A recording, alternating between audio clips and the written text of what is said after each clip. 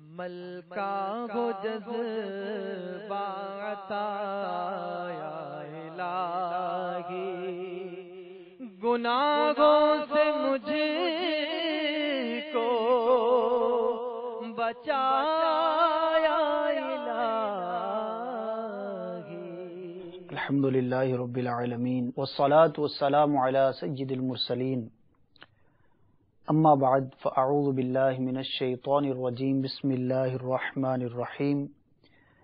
الصلاة والسلام علیک یا رسول اللہ، وعلی آلک واصحابک یا حبیب اللہ، الصلاة والسلام علیک یا نبی اللہ، وعلی آلک واصحابک یا نور اللہ۔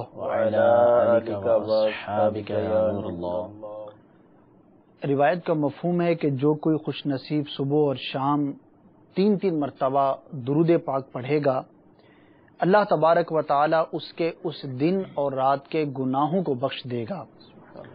الحمدللہ دارالفتاح اہل سنت کا سلسلہ ہے، رمضان المبارک کی برکتیں ہیں۔ اس ماہ مبارک میں خصوصی طور پر مسلمان روزہ رکھتے ہیں، تراویح کی نماز ادا کرتے ہیں، بکثرت تلاوت قرآن کی جاتی ہے۔ انشاءاللہ عز و جل آج روزہ، رمضان وغیرہ سے متعلق سوالات کو ہم شامل کریں گے، کچھ دیگر سوالات بھی ہمارے سلسلے کا حصہ ہوں گے۔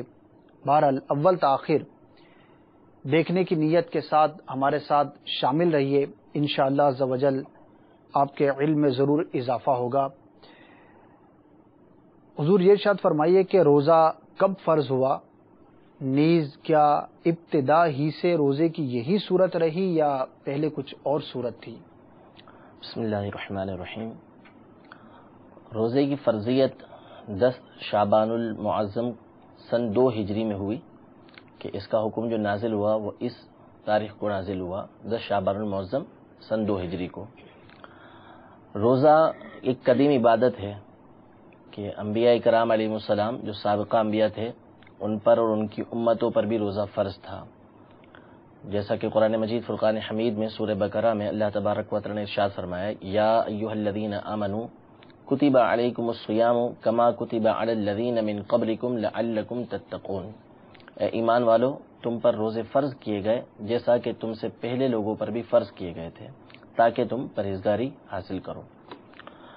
تو اسلام میں جو ابتداءً روزے کا طریقہ کار تھا وہ یہ تھا کہ مغرب کی نماز کے بعد عشاء تک کھانے کی اجازت ہوا کرتی تھی کہ جس نے کھانا ہے وہ کھا لے۔ اب جب وہ سو گیا تو سو کر اٹھے گا تو اب اسے اس بات کی اجازت نہیں کہ وہ کھا پی سکتا ہے، لیکن جب تک جاگتا رہے جب تک جاگتا رہے، بعض روایتیں یہ ہیں کہ جب تک جاگتا رہے کھا پی سکتا ہے، اور بعض روایتوں میں اس طریقے سے ہے کہ عشاء پڑھتے ہی اس کے اوپر یہ چیزیں ممنوع ہو گئیں۔ صحیح۔ تو یہ سلسلہ تھا اور یہ ایک مشقت والا تھا معاملہ، تو صحابہ کرام علیہ رضوان پر یہ بات بڑی شاق گزرا کرتی تھی۔ تو حضرت قیس بن سرما انصاری رضی اللہ تعالی عنہ یہ صحابی ہیں اور یہ کسان تھے، محنت مزدوری کا کام کیا کرتے تھے۔ تو ایک مرتبہ یہ گھر پر آئے اور اپنی زوجہ کو حکم دیا، رمضان کا مہینہ تھا، روزہ تھا ان کا، کہ کچھ کھانے پینے کو ہو تو وہ لاؤ۔ تو ان کی اہلیہ نے ایک روایت کے مطابق یہ ہے کہ انہوں نے گھر میں تیار کیا کہ میں تیار کرتی ہوں، اور ایک روایت یہ ہے کہ انہوں نے کہا کہ گھر کے اندر نہیں ہے، میں لے کر آتی ہوں۔ وہ لینے گئی تو یہ سارا دن کام کاج کر کے آئے تھے تو تھکے ہوئے تھے، نیند آ گئی، سو گئے۔ اب سو کر اٹھے تو اب کچھ کھا پی نہیں سکتے تھے، تو دوسرے دن دوبارہ روزہ رکھ لیا انہوں نے، تو اب ان کے اوپر غشی طاری ہوئی، یہ بے ہوش ہو گئے۔ حضور علیہ الصلوۃ والسلام کی بارگاہ میں یہ معاملہ پہنچا تو اللہ تبارک و تعالی نے یہ آیت کریمہ نازل فرمائی، کلوا واشربوا حتی یتبین لکم الخیط الابیض من الخیط الاسود، کہ کھاؤ پیو یہاں تک کہ جو سفیدی کا ڈورا ہے وہ سیاہی کے ڈورے سے ظاہر ہو جائے، یعنی صبح صادق ہو جائے۔ تو اس وقت تک کھانے پینے کی اجازت دی گئی۔ تو پہلے طریقہ کار کچھ اور تھا، لیکن پھر بعد میں حضور علیہ الصلوۃ والسلام کی برکت سے ہمارے لیے یہ آسانی کر دی گئی کہ اب ہم جو ہے وہ صبح صادق تک جتنا چاہے کھا پی سکتے ہیں۔ اسی طرح ابتدا میں جو ہے وہ رمضان کی جو راتیں تھیں اس میں عورتوں کے ساتھ صحبت کرنا یہ ممنوع تھا، لیکن بعد میں اس کی بھی اجازت دی گئی. اس کا ذکر بھی اسی آیت کریمہ کے اندر ہے، احل لکم لیلۃ الصیام الرفث الی نسائکم، یعنی تمہارے لیے عورتوں کے ساتھ رمضان کی راتوں میں صحبت کرنا حلال قرار دیا گیا ہے. تو کیفیت میں فرق تھا، پہلے کیفیت کچھ اور تھی، طریقہ کار کچھ اور تھا، اب طریقہ کار کچھ اور ہے. آسانیاں جی ہو گئی، یعنی ابتدا میں دشواریاں تھیں جو آپ نے بیان کی، 2-3 قیودات، اب جو ہے وہ الحمدللہ ہمارے لیے روزہ رکھنا اس روزے کے مقابلے میں بہت آسان ہے. اللہ تعالی ہمیں رکھنے کی توفیق عطا فرمائے. روزے کے کچھ فضائل آیات و روایات کی اگر روشنی میں بیان ہو جائیں تو روزہ رکھنے پر مزید ترغیب ملے گی. آیت مبارکہ تو وہی جو تلاوت ہوئی کہ اللہ جل شانہ قرآن پاک میں ارشاد فرمایا، یا ایھا الذین آمنوا کتب علیکم الصیام کما کتب علی الذین من قبلکم لعلکم تتقون، اے ایمان والو تم پر روزے فرض کیے گئے ہیں جیسا کہ تم سے پہلی امتوں پر، تاکہ تم متقی ہو، تقوی اختیار کرو. صحیحاً کے حدیث مبارکہ ہے کہ نبی کریم صلی اللہ علیہ وسلم ارشاد فرماتے ہیں جنت کے 8 دروازے ہیں، ان میں ایک دروازے کا نام ریان ہے، اس دروازے سے وہی جائیں گے جو روزہ رکھتے ہیں. ایک دوسری حدیث میں ارشاد فرمایا کہ روزہ اور قرآن بندے کے لیے شفاعت کریں گے. روزہ کہے گا الہ العالمین کہ میں نے اسے کھانے اور خواہشوں سے دن میں روکے رکھا. قرآن کہے گا میری شفاعت اس کے حق میں قبول فرما، تو قرآن کہے گا اے رب میں نے اسے رات میں سونے سے باز رکھا، میری شفاعت کو اس کے حق میں قبول فرما. تو ارشاد فرمایا دونوں کی شفاعتیں قبول ہوں گی. تو روزہ رکھنے والے کو روزے کی شفاعت بھی ملے گی. اور اس میں چونکہ اسی ماہ مبارک کے اندر زیادہ مواقع ملتے ہیں قرآن پاک سننے کے بھی، پڑھنے کے بھی، زیادہ عبادت کی طرف رغبت ہوتی ہے، تو انشاءاللہ یہ قرآن پڑھنا اور روزہ رکھنا یہ بروز قیامت ہماری شفاعت کریں گے. اس کے علاوہ اور بھی بہت سی احادیث ہیں جن کا مطالعہ فضائل رمضان سے امیر اہل سنت دامت برکاتہم علیہ کی کتاب میں احادیث موجود ہیں. ہمارے پاس کچھ ریکارڈڈ سوالات بھی موجود ہیں جو کہ مختلف مقامات پر مختلف اسلامی بھائیوں سے لیے گئے تھے. آئیے پہلی کال کی طرف بڑھتے ہیں، دیکھتے ہیں کہ اسلامی بھائی کیا پوچھنا چاہ رہے ہیں. میرا نام جمیل ہے. میرا سوال یہ ہے روزہ کھولنے کے بعد دعا پہلے پڑھی جاتی ہے یا روزہ کھولنے کے بعد پڑھی جاتی ہے؟ جی حضور، افطار کے وقت جو دعا پڑھی جاتی ہے معروف بھی ہے اور مسلمان پڑھتے بھی ہیں، تو یہ پوچھنا چاہ رہے ہیں کہ وہ افطار سے پہلے پڑھنا چاہیے یا بعد میں؟ اعلیٰ حضرت امام اہل سنت امام احمد رضا خان فاضل بریلوی رحمۃ اللہ تعالی علیہ کی جو تحقیق ہے اس کے مطابق آپ نے ارشاد فرمایا کہ افطار کی جو معروف دعا ہے وہ افطار کرنے کے بعد پڑھی جائے گی. صحیح. اس کی سب سے بڑی دلیل یہ ہے کہ جو دعا ہم پڑھتے ہیں اللہم انی لک صمت وبک آمنت وعلیک توکلت وعلی رزقک افطرت، اے اللہ میں نے تیرے لیے روزہ رکھا، تجھی پر ایمان لے کر آیا، تجھی پہ بھروسہ کرتا ہوں اور تیرے ہی دیے ہوئے رزق پر میں نے افطار کیا. وعلی رزقک افطرت، تیرے رزق پر میں نے افطار کیا. تو اس میں جو دعا کا معنی ہے وہ بھی یہی ہے کہ میں افطار کر چکا. ماضی تو میں نے تیرے دیے ہوئے رزق پر افطار کر لیا. تو اس دعا کا تقاضا بھی یہی ہے کہ جو دعا پڑھی جائے وہ افطار کرنے کے بعد پڑھی جائے، تاکہ افطار ہو چکا اب اس افطار پر اللہ تبارک و تعالیٰ کا شکر ادا کیا جا رہا ہے کہ اے اللہ میں نے تیرے دیے ہوئے رزق پر افطار کیا.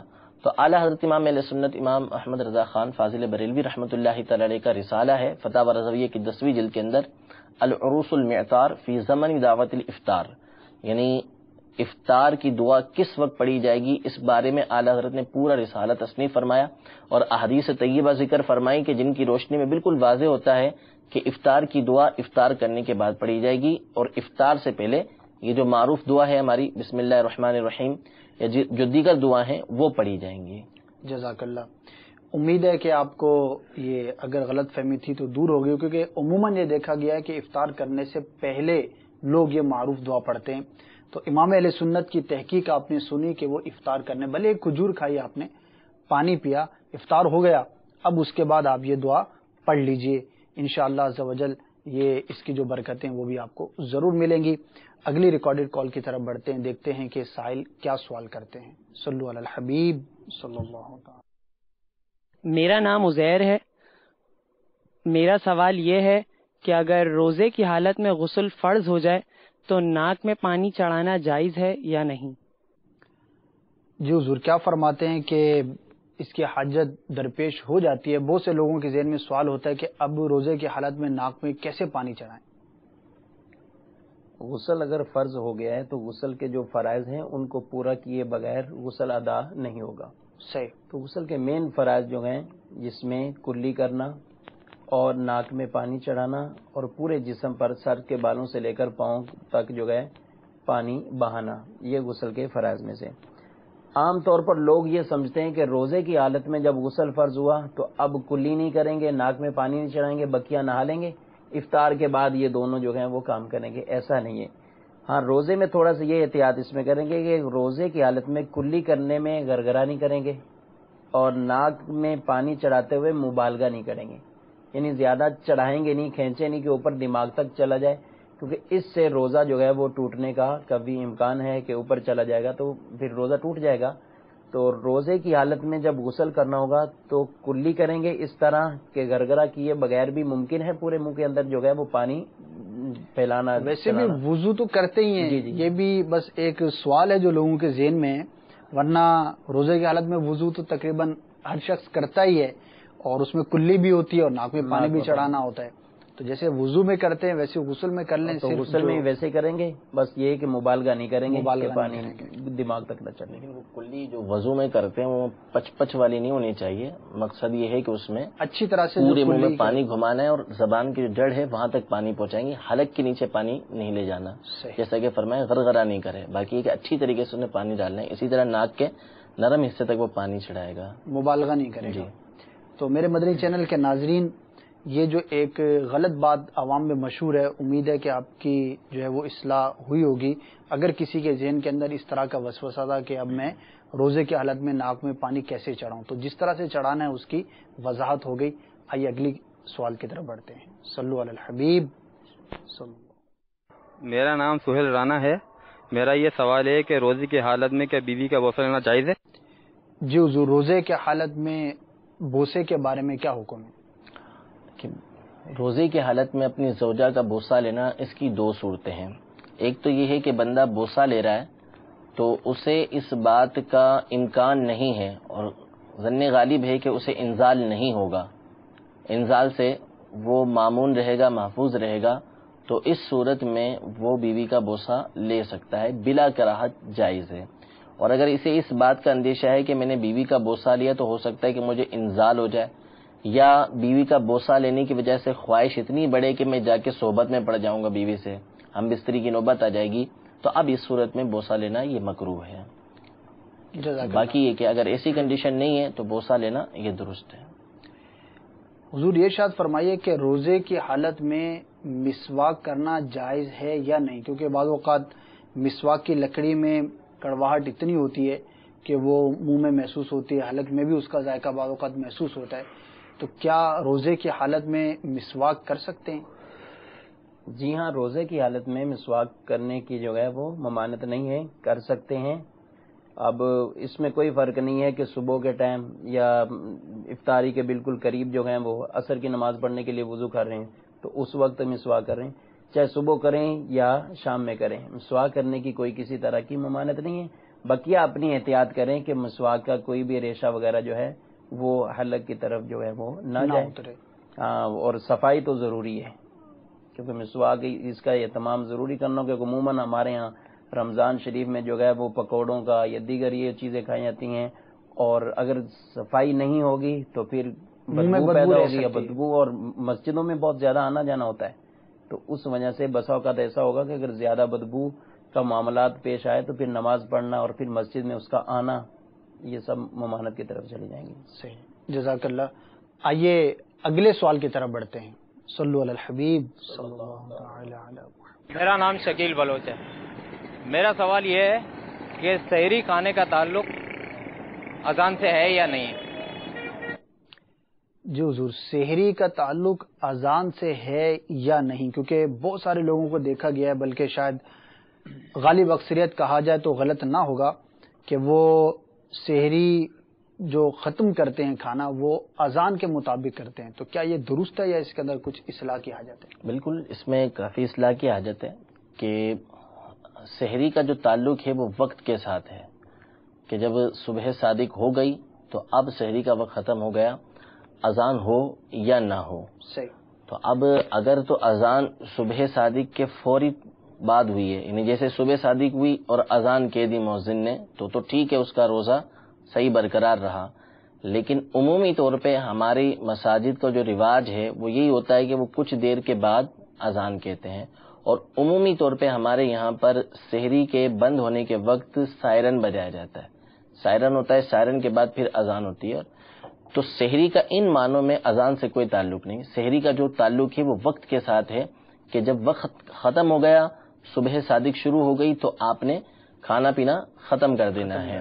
تو ہمارے یہاں جو یہ رواج چلا ہوا ہے، بلکہ جہالت کی ایک انتہا ہوتی ہے کہ ایک تعداد تو یہ کہتی ہے کہ ابھی دور کی اذان نہیں ہوئی، جب تک آخری اذان نہ ہو جائے تو اس وقت تک کھاتے پیتے رہیں گے. اب کوئی دور سے کتنی ہی دیر میں اذان دے تو اسے ختم نہیں کرتے.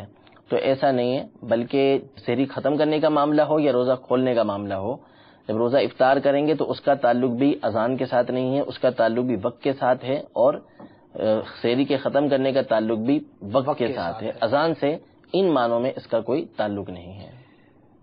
قربان جائیں شیخ طریقت امیر اہل سنت دامت برکاتہم العالیہ کی سوچ اور تربیت کے، کہ آپ نے اس چیز کو بیان بھی کیا ہے، فیضان رمضان کے اندر بھی آپ پڑھ سکتے ہیں.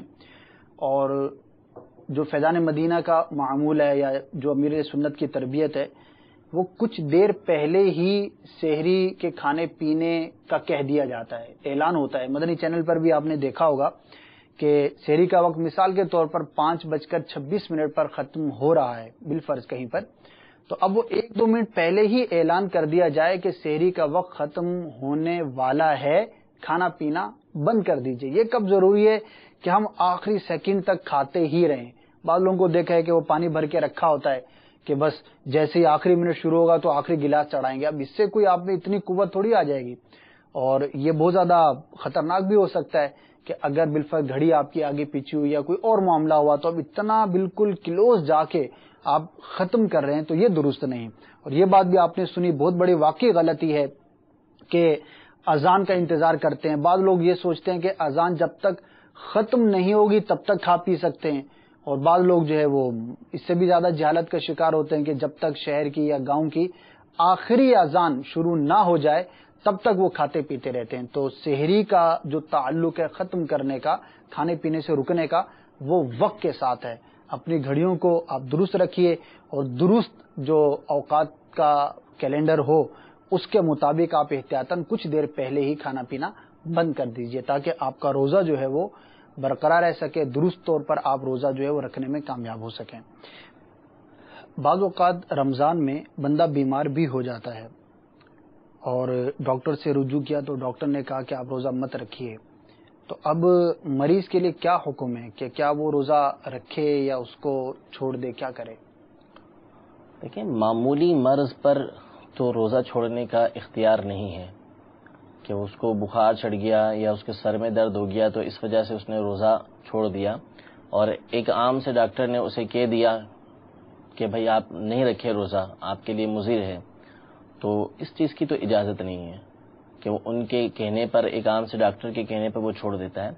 تو یہ ہے کہ اس کی طبیعت واقعی سخت خراب ہے، اور کوئی طبیب حاذق یعنی ایک ماہر ڈاکٹر جو فاسق و فاجر بھی نہیں ہے، ٹھیک ہے نا، کیونکہ ایک تعداد ہوتی ہے ان کی کہ جو دین بیزار ہوتی ہے، اور ایسی چیزوں کو وہ جیسے روزہ رکھنا، نماز پڑھنا وغیرہ، تو اس کو وہ صحت کے لیے مضر قرار دے دیتے ہیں بہت دفعہ. تو ایسوں کی بات تو معتبر ہی نہیں ہے، اور نہ ہی ان کے کہنے پر آپ روزہ چھوڑ سکتے ہیں. اگر کوئی طبیب حاذق ہے، ماہر ڈاکٹر ہے، اور فاسق و فاجر بھی نہیں ہے، وہ کہتا ہے، اور واقعی بندے کی کنڈیشن ایسی ہے کہ اگر اب وہ روزہ رکھے گا تو وہ یا تو مر جائے گا، یا پھر اس کی طبیعت بہت زیادہ خراب ہو جائے گی، اس کے مرض میں اضافہ ہو جائے گا، تو اب وہ روزہ چھوڑ سکتا ہے. روزہ چھوڑ دے، اور پھر بعد میں جب وہ صحت مند ہو جائے تو روزہ رکھ لے. ورنہ عام طور پہ جیسے ہمارے یہاں بھی بہت سو کا یہ معمول ہوتا ہے کہ سر میں درد ہوا، معمولی بخار چڑھا، الٹی ہو گئی، تو وہ اس صورت میں وہ روزہ ہی چھوڑ دیں گے، روزہ ہی نہیں رکھیں گے. تو یہ سخت گناہ ہے اور ایسا کرنے کی بالکل بھی شریعت کے اندر اجازت نہیں ہے.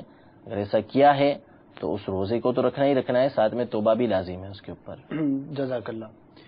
بعض اوقات یہ بھی دیکھا گیا ہے کہ روزہ چھوڑ دیتے ہیں، تھوڑا سر میں درد ہوا، تھوڑا بخار ہوا یا کچھ بھی مرض ہوا، اور دیگر کام کاج چلتے رہتے ہیں. کتنی عجیب سی بات ہے کہ ہم دیگر کام کاجوں میں مصروف ہیں لیکن روزہ ہم سے نہیں رکھا جا رہا. تو اللہ تبارک و تعالی ہمیں عقل سلیم نصیب فرمائے. جذبہ ہونا چاہیے. اور یہ بھی یاد رکھیے کہ رمضان کے جو روزے کی فضیلت ہے وہ علاوہ رمضان کے حاصل ہو ہی نہیں سکتی. تو اس میں تو مزید تگ و دو کر کے کوشش کے ساتھ، ہمت کے ساتھ، خوش دلی کے ساتھ روزے رکھنے چاہیے تاکہ اللہ تبارک و تعالیٰ کی بارگاہ سے زیادہ ہم ثواب کے حقدار بنیں اور کل بروز قیامت کے لیے ہمارے لیے نیکیوں کا ذخیرہ اکٹھا ہوتا چلا جائے. اللہ تبارک و تعالیٰ ہمیں عقل سلیم نصیب فرمائے. آئیے اگلے سوال کی طرف بڑھتے ہیں. صلو علی الحبیب صلی اللہ تعالی علیہ. میرا نام افسار علی اور میرا سوال یہ ہے کہ جیسے رمضان میں ہم روزے رکھتے ہیں اور روزے کی ڈیورنگ دا روزے کہ ہم نماز وغیرہ نہیں پڑھتے ہیں، تو آیا کہ ہمارا وہ روزہ ضائع ہو گیا، اس کا روزے کا ثواب ہمیں نہیں ملے گا نماز نہ پڑھنے کی وجہ سے، یا روزے کا ثواب ملے گا؟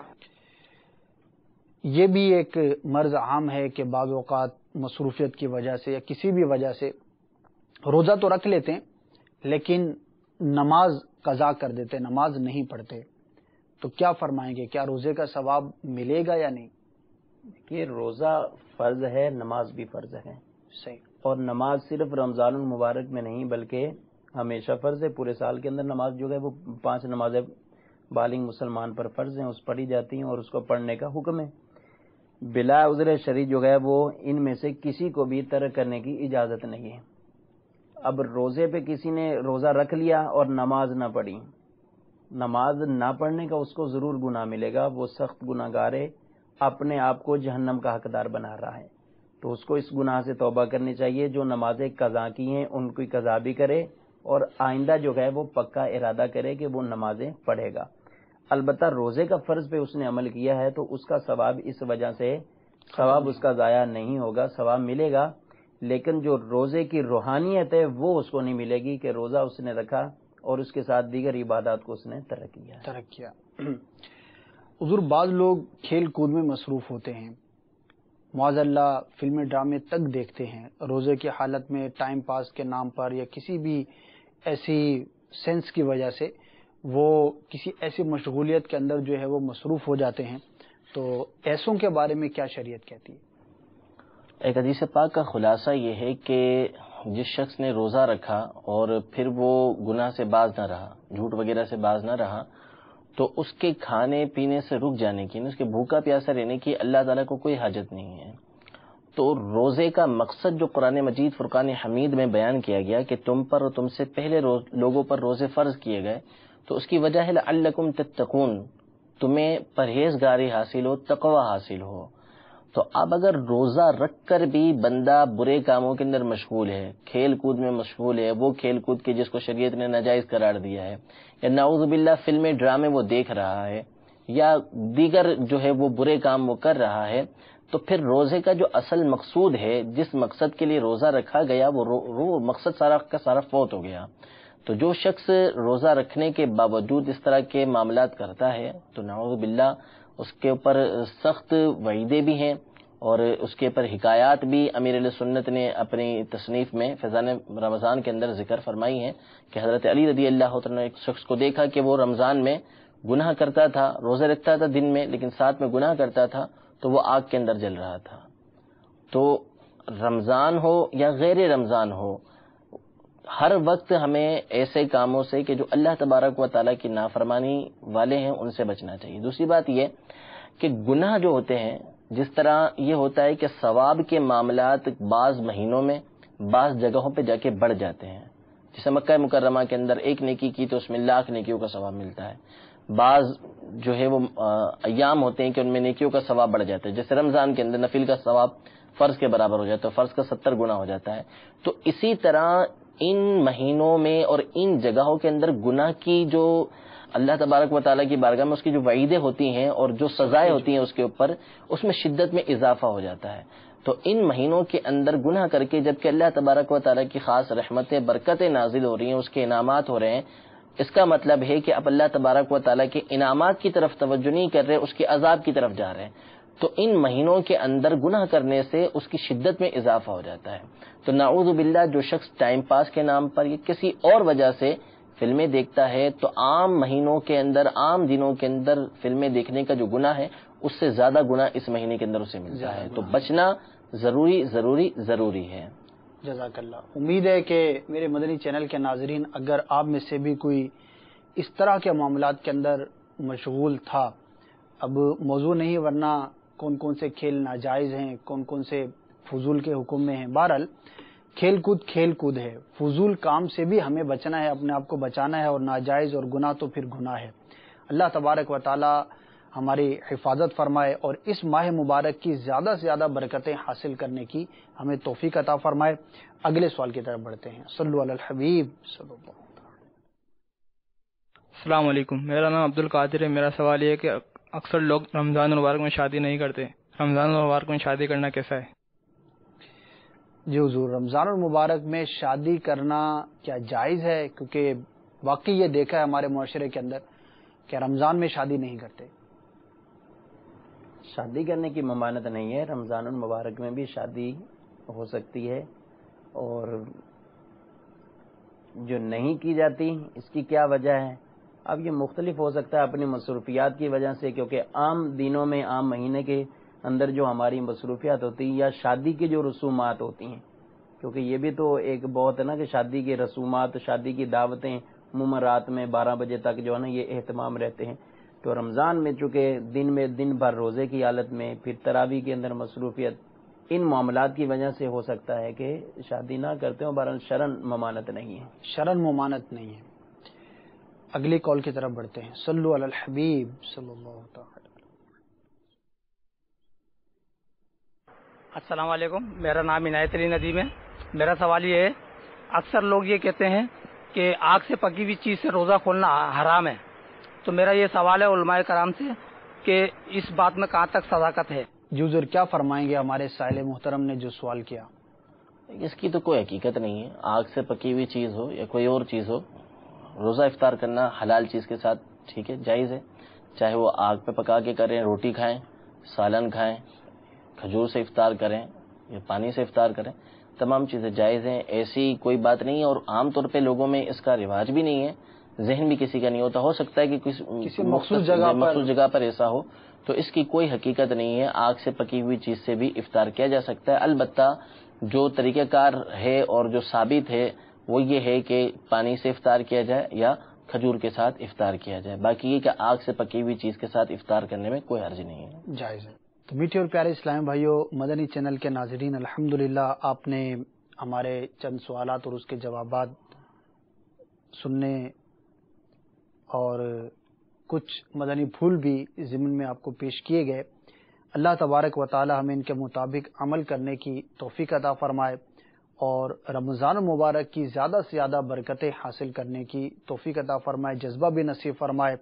اپنا جذبہ مزید بیدار کرنے کے لیے، عبادات پر زیادہ سے زیادہ کوشش کرنے کے لیے امیر اہل سنت دامت برکاتہم العالیہ کی تصنیف فیضان رمضان اگر ابھی تک آپ نے نہیں پڑھی تو نیت کر لیجئے، ابتدا تا انتہا ایک دفعہ اس کو ضرور پڑھ لیجئے، کیونکہ رمضان ہی سے متعلق ہے. اس میں آپ کو مسائل، فضائل، حکایات، روایات اور بہت ساری ترغیبات بھی انشاءاللہ عز و جل پڑھنے کو ملیں گی. اللہ تبارک و تعالی ہمیں عمل کا جذبہ نصیب فرمائے. ابھی رمضان مبارک کے دن باقی ہیں، تو اب تک جو عبادات ہم نہ کر پائے ان پر کمر بستہ ہو جائیے، اور اگر کسی سے روزہ رکھنے میں یا کسی بھی معاملے میں سستی ہوئی ہے تو ابھی جو دن باقی ہیں اپنی سستی کو ختم کر کے مزید کوشش کر کے ان دنوں کی برکتیں حاصل کیجیے، کیونکہ یہ لمحے زندگی میں بار بار آیا نہیں کرتے. چند دن کی بات ہے، پھر رمضان مبارک ظاہر ہے کہ ہم سے رخصت ہو جائے گا. اللہ تبارک و تعالی ہمیں ماہ رمضان مبارک کی زیادہ سے زیادہ برکتیں حاصل کرنے کی توفیق عطا فرمائے. آمین بجاہ النبی الامین صلی اللہ تعالی علیہ وسلم. صلو علی الحبیب صلی اللہ تعالی علی محمد صلی اللہ علیہ وسلم. کا ہو جذبات یا الہی، گناہوں سے مجھ کو بچا